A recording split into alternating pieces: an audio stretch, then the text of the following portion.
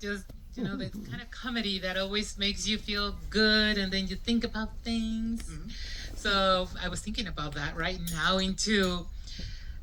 you guys are a couple, and here you have the director and the main actress and the main actor. And how does this dynamic work? I'm always been very curious about this because this is a long relationship, a beautiful marriage with 2 kids, and here you are, guys. Explain to me, how does this work?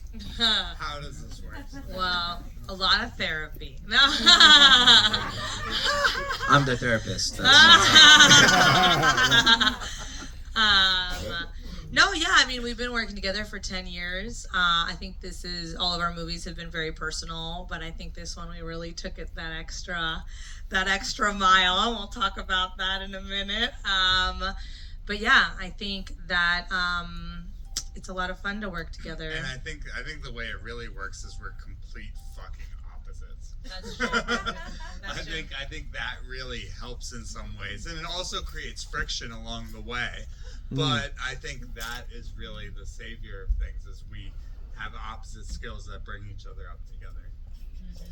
And I'm also very curious about, because the thematic of this film, it's pretty unusual, I will say, in terms of comedy, romantic comedy. I wouldn't never connect the 2 dots. Mm-hmm. And this is something that nowadays people talk about. Yeah. Like, how did you come up with this? Is this like a personal experience? Yes. Oh, okay. So if you guys are ready for the personal experience. Friday night. El chisme. No, so what actually happened was Dan and I went on a trip to Vegas after we had our son. And it was one of the first trips that we took without our son. And we went to this club in Las Vegas, and this woman started hitting on me, which is something that had never happened to me before.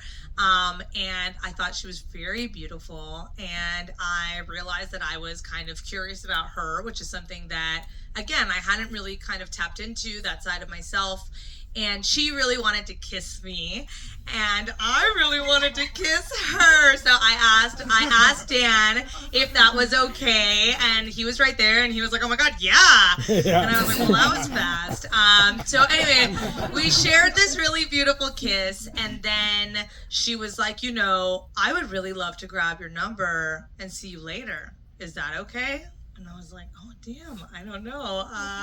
And so I asked Dan, like, "Well, is that okay? Like, can I give her my phone number?" And he was like, "Oh my God, yeah, give her your phone number." I was like, "Okay." So I gave her my phone number. And then we spent like the next 48 hours in Vegas just talking about like what was on the table, what wasn't, what would be allowed, what would feel safe, what would feel good. And we were so like connected, and we were having like sexy sex, and we were having so much fun just thinking about like what it would look like to go through this experience together. This bitch never texted me. Oh. So I was ghosted. But by the time we were leaving Vegas, we were actually outlining the script, because we felt like there was so much that came up for us.